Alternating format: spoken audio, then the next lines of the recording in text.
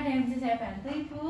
Iya Mbak, saya mau kontrol adik. Oh, mau kontrol. Dengan Ibu siapa ya? Murah, Umurnya berapa ya, Bu ya? 25 Ini anak tahun. pertama ya? Iya, anak Oh, pertama iya. Mbak.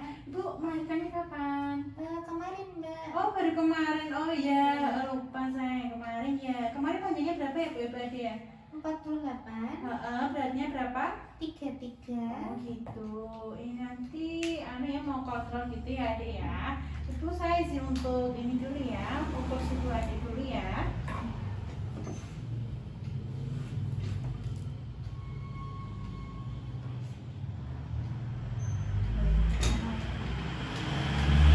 Suhunya normal, Ibu.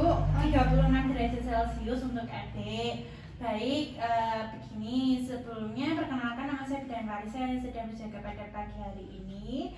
Di sini nanti saya akan membantu Ibu memberikan konseling tentang perawatan bayi baru lahir ya. Kalau begitu saya izin untuk melakukan cuci tangan terlebih dahulu ya, Bu ya.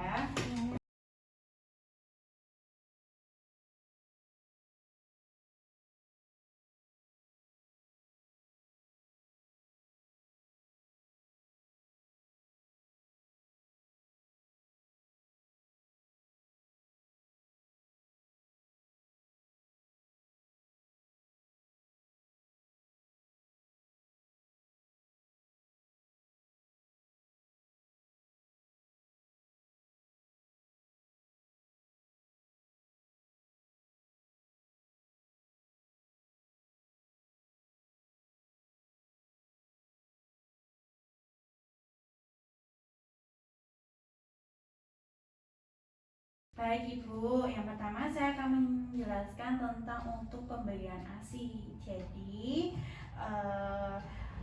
ASI terbaik untuk bayi itu ya hanya ASI saja dari umur 0 sampai 6 bulan, ASI eksklusif saja. Jadi karena hanya boleh diberikan ASI saja, nggak boleh ada tambahan lain kayak gitu. Terus paling enggak ibu itu kalau mau menyusui 8 kali sehari, sesering mungkin per 2 jam ada disusuin ya.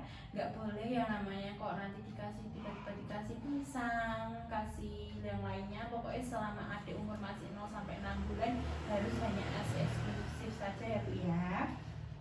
Karena di ASI itu kan ada kandungan kolostrum ya Bu ya. Itu susu yang beberapa hari pertama kelahiran. Contoh kan adik baru lahir kemarin. Nah, ASI ibu itu masih mengandung kolostrum dan itu sangat bagus sekali untuk antibodi untuk anak ibu gitu. Jadi memang walaupun sekarang mungkin belum lancar, tapi seiring berjalannya waktu ibu menyusui terus menerus bergantian kanan kiri, nanti ASI akan keluar sendirinya gitu ya.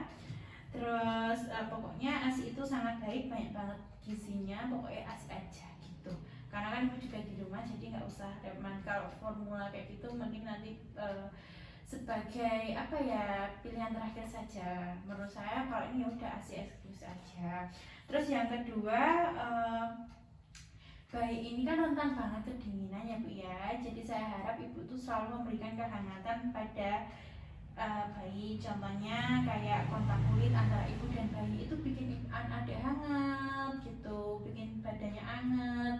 Walaupun mungkin kita orang dewasa ngerasanya sumuk, itu bisa aja adik malah ngerasanya kedinginan, kita ngerasanya gerah kayak gitu, tapi adik malah kedinginan. Jadi harus dijaga kehangatannya.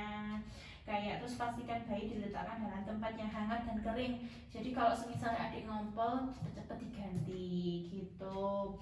Terus memakai pakaian yang kering, hangat dan bersih gitu. Sesuaikan aja kalau misalnya di malam hari, sore hari ya mulai pakai panjang-panjang. Kalau di siang hari kok sekiranya mungkin dia panas sekali gitu, pakai baju yang tipis-tipis, yang penting kering ya, kering dan bersih gitu. Terus mengganti popok dan selimut sesuai keperluan. Jadi semisalnya popok ini pakai pampers atau enggak ya Bu ya? Pakai. Kalau pakai pampers itu pas tertentu aja, misal lagi berpergian. Karena ibu kan bekerja atau enggak ya? Enggak ya, di rumah aja. Nah kalau di rumah aja pakai aja popok biasa gitu. Pampersnya kalau semisalnya lagi keluar, lagi ada keperluan gitu. Jadi nanti kalau semisal adik pipis, BAB langsung diganti.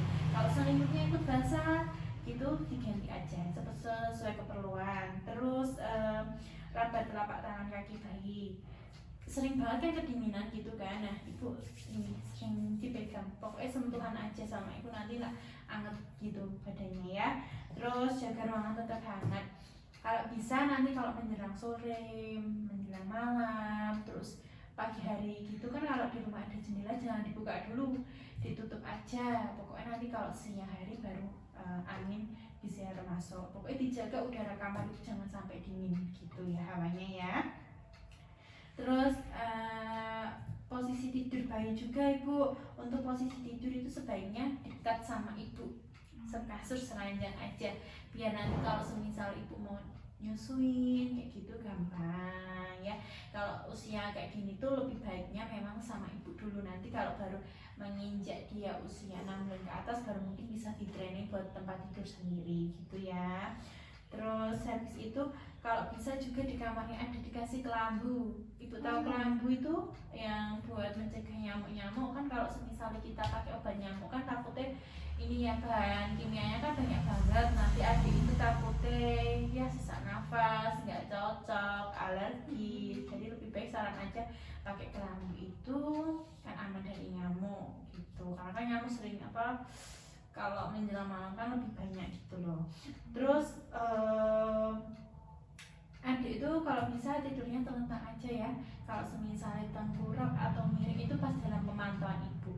Jadi kalau semisalnya malam jenengan tidur, kalau bisa itu di samping adik dikasih guling atau bantal buat supaya adik nggak miring sana miring sini gitu. Kalau mau miring tengkurap boleh, tapi harus di pengawasan, mungkin pas siang hari sebentar berapa detik kayak gitu aja ya Bu ya. Sekitar ya 2-10 detik boleh gitu diolah miring-miring. Terus yang paling penting juga buat tali pusatnya. Kayak gini kan baru bayi lahir itu rentan banget terkena infeksi karena tali pusatnya kan masih basah ya kan Bu, belum kering. Nanti kalau sudah kering nggak apa-apa, tapi kalau gini itu benar-benar harus dirawat ya. Jadi ibu tuh harus mencuci tangan dulu sebelum dan sesudah perawatan tali pusat, itu kan diganti dulu. Terus nggak usah tali pusat itu sebenarnya nggak usah dibungkus, nggak apa-apa, nggak ada masalah. Yang penting harus bersih, celananya bersih, terus kering juga, nggak boleh dikasih salep-salep ya Bu ya. Iya. Itu.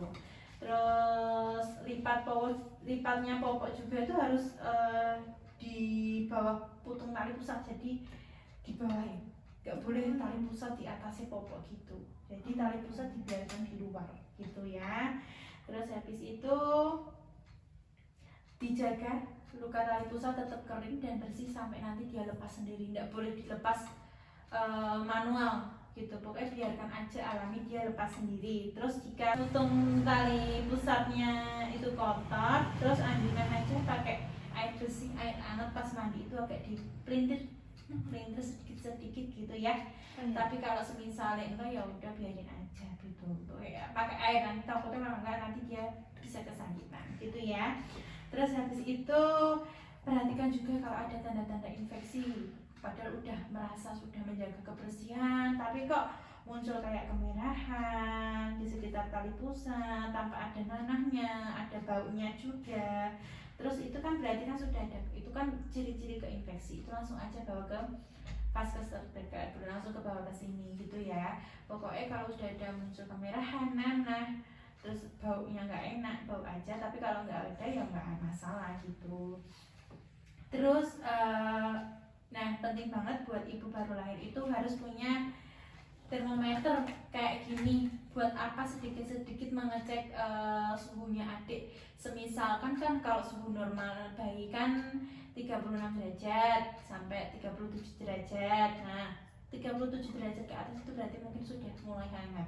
Mungkin ibu bisa waspada. Nanti kalau semisalnya kok panas banget sampai 38 itu mungkin bisa langsung dibawa ke vaskes. Tapi kalau masih 37 coba mungkin diangetin adiknya gitu, mungkin demamnya bisa turun. Banyak banget tanda bahaya yang harus ibu perhatikan pada bayi baru lahir ya Bu ya. Yang pertama adalah tidak mau minum dan memuntahkan semuanya. Kok diminum ASI kok nggak mau, terus habis diminumin kok dimuntahin semua, nah itu udah waspada. Yang kedua terus tiba-tiba kejang. Yang ketiga nanti ada bergerahannya, jika dirangsang pas dipegang aja, tapi kalau nggak dipegang dia diem aja gitu. Ibu juga harus teliti ya, harus dilihat gitu ya. Terus nafasnya cepat, kurang dari 60 kali per menit. Jadi kayak sesek itu kan nafasnya kan cepat ya. Nafasnya lambat juga. Jadi dilihat kalau nafas bayi kan ya memang agak lambat, tapi nggak lambat banget. Tapi tapi itu dia lambat sekali sampai kurang dari 30 kali per menit gitu ya. Terus tarikan dinding dada ke dalam yang sangat kuat. Jadi adik itu kan kalau anak bayi itu kan naik turunnya kan kelihatan kan ya Bu ya, itu sampai cekung banget, cekungnya sampai ke dalam gitu. Nah itu harus waspada. Terus merintih kesakitan kayak rewel kayak gitu, apa ada apa gitu ya, harus lebih aware gitu ya. Terus raba kok demam, suhunya itu lebih dari 30 derajat, terus teraba dingin juga tapi kurang dari 36. Jadi ya normalnya itu 36 sampai 37. Kalau kurang dari itu juga waspada, lebih dari 38 juga waspada gitu ya. Terus nanah yang banyak di mata, kok di mata kok tiba-tiba kayak biasa ya sebenarnya kayak kotoran di mata pada adik bayi lahir itu biasa, tapi kok sampai keluar nanah terus berbau, nah itu perlu diwaspadai, langsung aja ke vaskes. Terus pusarnya tadi kemerahan meluas ke dinding perut, jadi kayak pusarnya tuh merah bernanah terus juga bau gitu, pokoknya ibu langsung ke sini aja ya. Terus diare sampai sur-suran gitu, langsung juga dibawa periksa, nggak usah nanti. Terus tampak kuning pada telapak tangan dan kaki, gitu juga harus waspada, mungkin apakah asinya kurang kayak gitu ya, mungkin ibu minumin asinya adiknya itu kurang. Buat kalau semisal ada ciri-ciri tanda bahaya tersebut ya ibu ya, ibu langsung aja segera ke sini, nggak usah tanya-tanya tetangga, tanya-tanya saudara, pokoknya langsung aja ke sini biar ketemu sama tim medis, biar adik ini kenapa gitu, biar lebih terkontrol juga. Baik ibu, untuk penjelasan saya, apakah mungkin ibu ada yang kurang dipahami, ada pertanyaan? Udah paham semua Mbak. Udah paham ya, udah jelas harus gimana nanti kalau misalnya ada tiba-tiba ada kayak gitu ya. Untuk perawatannya juga sudah tahu, tanda bahayanya juga sudah tahu. Baik, kalau begitu mungkin sudah selesai konsulnya ini. Besok mungkin untuk 3 hari ke depan adik kontrol lagi ya Mbak ya. Baik.